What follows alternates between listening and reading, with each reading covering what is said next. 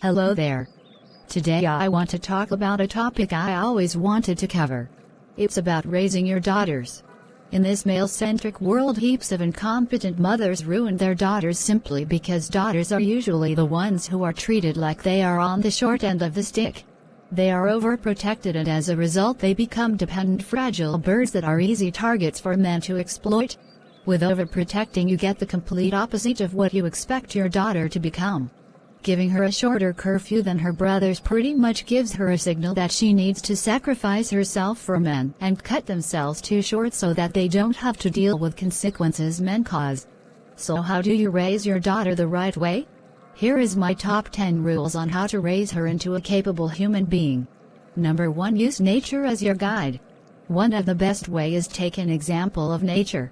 Do you see a lioness acting different than a lion? Ever seen a lioness still be dependent on her parents during adulthood? Or have no idea how to hunt or survive in the wilderness? No, simply because as a calf she wasn't alone. Her mother taught her independence training early, taught her how to hunt and be resilient.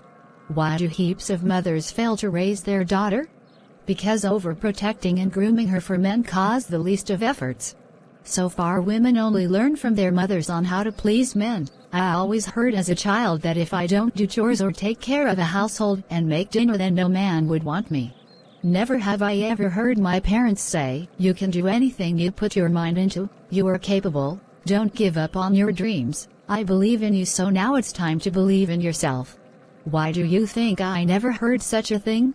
Simply because a dream chaser or a woman who won't let life discourage her are harder to control by men. In this world you are expected to serve men one way and the other. Why do your brothers have better curfews? Aren't told they are lazy when they sit on their ass playing video games? Or aren't called skanks when they flaunt their muscles? Or hump beds? Simply because men are allowed to explore and experiment in life the best way they can, but women need to be preserved for them. Because when something bad happens to women such as rape or molestation, a divorced woman, then men will call her damaged goods. Even if it's hard, the hard road gets the best results, and your daughter never asked to be born, so it's a disservice to raise her to be liked by men instead of respected. Focus on what's right, not your paranoia. And feel responsible for their survival and standing on their own feet instead of what society or men think of you. Number 2. Be her fan. Nothing is more discouraging than having your own mother say discouraging things to you without even having the chance to give it a try. For example, if your daughter wants to draw professionally, don't be the type of mother who slacks her first attempt to draw off. Even if she's an adult, don't say things like, "You're bad at drawing," or "You'll never be great, there is so much competition for you." Just keep quiet, but let her know that you expect her to do her absolute best and not be like a traffic light that keeps switching. Allow her to try all kinds of new things, but letting her know that you can't keep on trying and that you need to choose something you want to go for in life. If you won't, then it's like waiting for a bus. It arrives but you won't get in because you haven't figured out what kind of bus takes you to the destination you want to go. And it will result in confusion, and she will go to other people and let them decide for her what she should do, and she will be controlled instead of being in control of her own life. Number 3. Start with discipline as soon as possible. If you let your daughter live a disciplined life, then most good results will follow. Working out, eating healthy, go to bed early and rise early are the ingredient of the beauty treatment most women have forgotten. You also need to explain why something is good for her. Don't tell your daughter to go to bed early without explaining why. Going to bed early rejuvenates the skin. The repair cycle of your body and brain, including skin, starts from 10 p.m. to 2 a.m. in the morning, and skipping that leads to bad immune system and speeding up the aging progress. If you tell your daughter that, then she will understand that it benefits her, and sooner or later she will listen. If you just bark rules without sitting down and explain why, you are just going to make her wary adults and will view everyone around her as bossy and hypocritical, because why must she do it but you can be up whenever you want? Number 4. Fairly give and fairly take. If you have a problem with letting your girl outside by herself, make a rule that benefits you both. For example, she will remain at home until you come back from work and you will go to the movies together.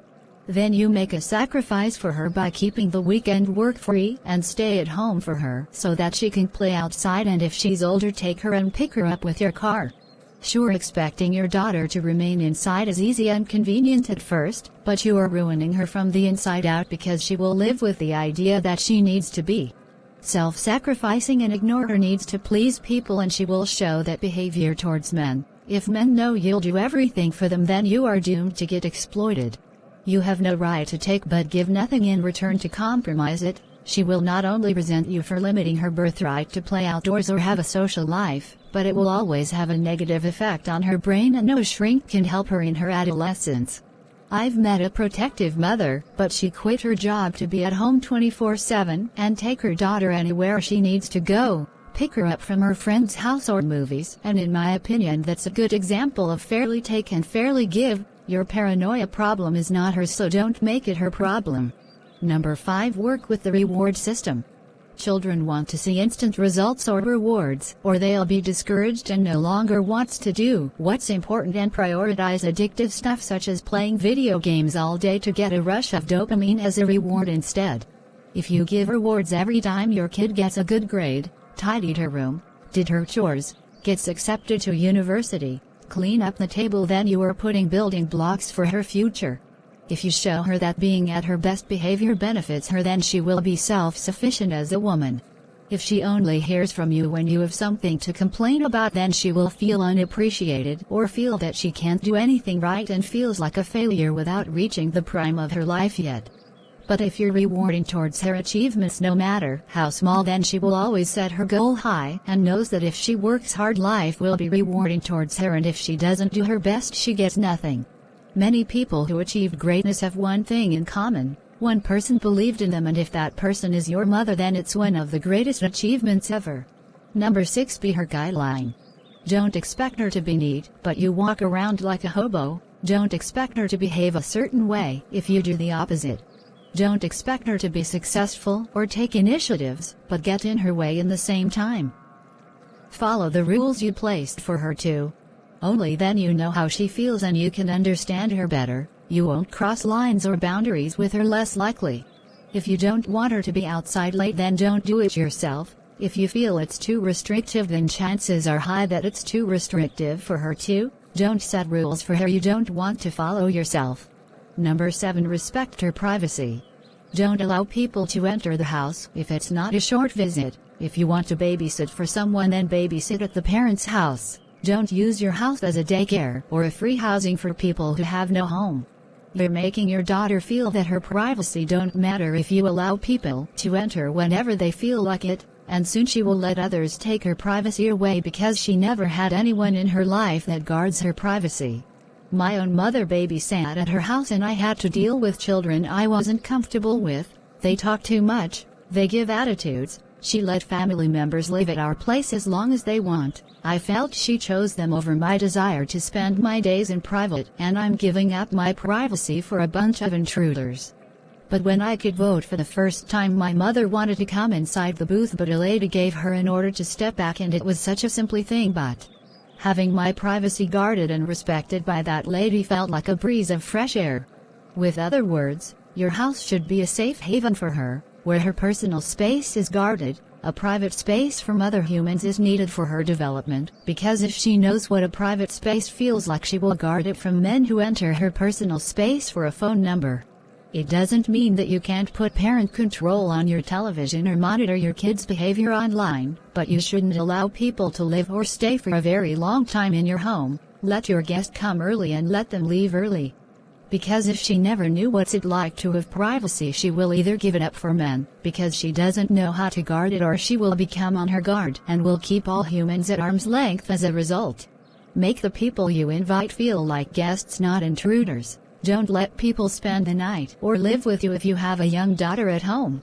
Number 8. Don't address your adult daughter as your baby. She's not a baby, so cut the cute nicknames if she's older than 2.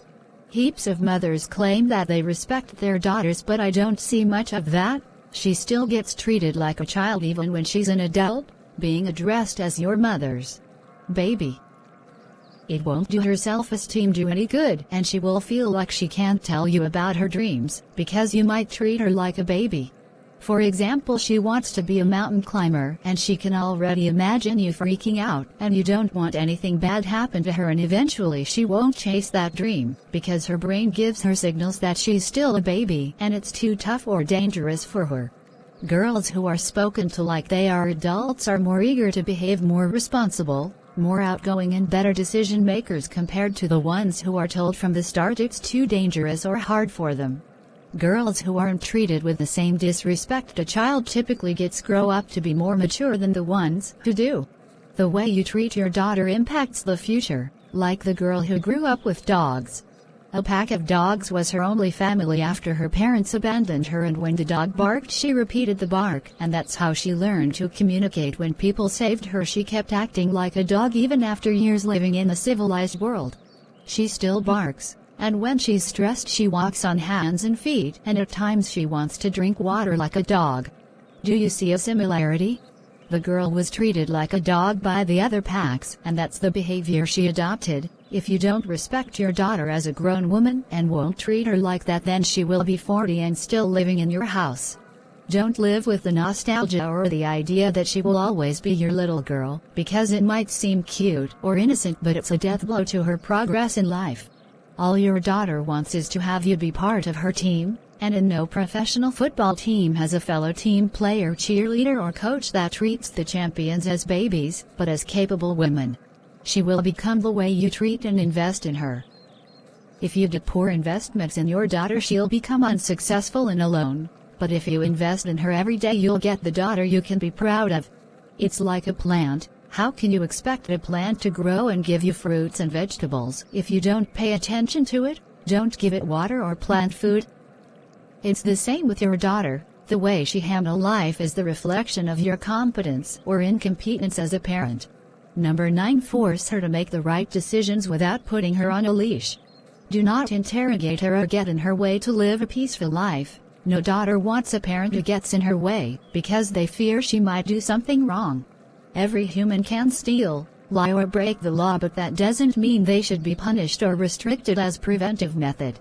There is nothing more embarrassing than having a teen mother as a daughter or a juvenile case. But you can make sure your daughter listens by not cleaning up her mess. If you don't hold yourself responsible for the things she does behind your back and let her lay in the bed she made alone, then she will think twice before she sleeps with a kid in high school or go against the law. If she's 100% held accountable for the consequences, then that will scare her off. Humans in general rather let others take the fall for their own mistakes. They act old and wise enough when they do what they want, but become scared children when the result of their actions backfires. If you don't clean up her mess, she will learn not to do it again, but if you clean up her mess, you are making it very comfortable for her to display more irresponsible behavior. You might feel you are a good mother for cleaning the mess your daughter made, but when it comes to raising your daughter right, you are not. Number 10. Tell motivational stories to your daughter every day. Let her watch movies with a great female lead like the classic Barbie movies or Disney movies with a female lead. Girls often seek sister figures in their favorite cartoon characters, so please introduce her to good examples and tell her she can be like that if she believes in herself. And tell her motivational events in your life and the lives of other women like Susan B. Anthony, who went to jail for standing up for women's rights.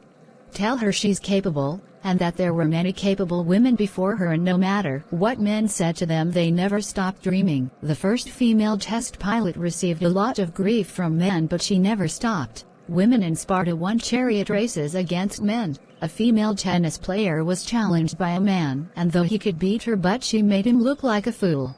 So don't let these man-children tell you or your daughter what she can or can't achieve. And my bonus tip for today. It's her birthright to be happy. If you think free running, cross climbing, of deep-sea diving, and a sailor is dangerous, then don't deny her the chance to chase that dream.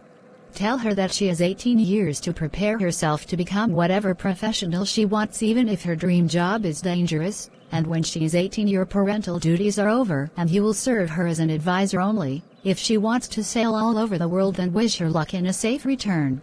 It's her life you are ruining, not yours. And death is scary, but I rather live a short life where I could do what the heart desires than live a long, meaningless, boring, sheltered life. She only has one life. She won't get the years back that has passed. What if you deny her to be the driver of her own life because of your worries, and within 5 years she becomes sick or gets cancer?